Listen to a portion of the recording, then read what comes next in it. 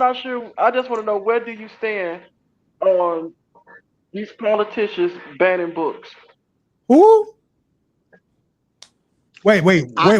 Who? Where do I can tell you where I stand. Good question. Where I stand on that is twofold.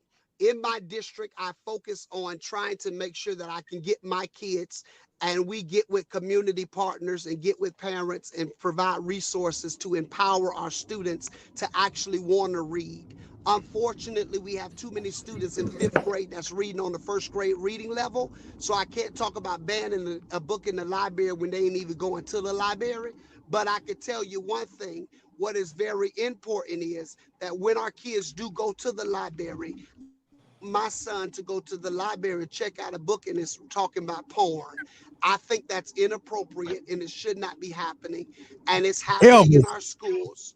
However, yes, sir. Elvis, how many children are checking out books about porn? Oh, no. No.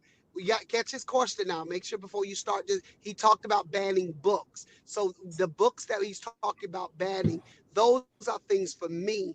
It's when we talk about banning books, that's what certain groups and all of them is talking about banning books due to pornographic conversation, content, and all that's in our elementary libraries. That's okay. Let me ask you. You know who Amanda Gorman is? I do. Okay, they banned her book. So why would they? She has nothing to do with any of that. Well, I just gave you, Mr. Thomas. She spoke at Joe Biden's inauguration. So why I want to know, her book was banned. I just gave you my stance on what I think need to be banned. Now you can't.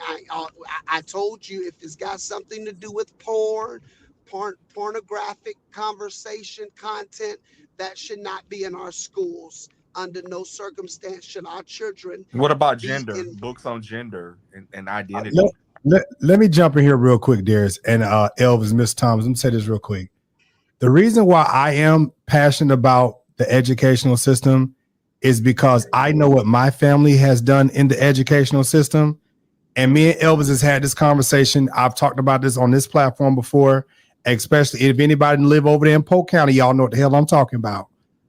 When Black people try to make a difference in the community, because I know my family did, and you try to help your own and every white person, Hispanic, whatever else, person in poverty that falls in that minority place, I know what they have done. And so if we don't band together and try to make a difference and see, because I know what my aunt Prophetess Betty Mitchell had did. And she had went around to a lot of these churches helping them open up schools all over Florida and helping them, develop programs so that they can educate their kids, even in the low impoverished areas. Because in Bartow, Florida, we were busing kids from all over the area.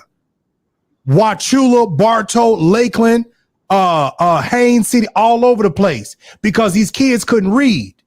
And just like Elvis was saying, like, first of all, these kids was in 12th grade, was reading on 6th grade level, 5th grade level. And they was in the school 2 months. So again, if your teachers are not getting paid, let's take it back to this.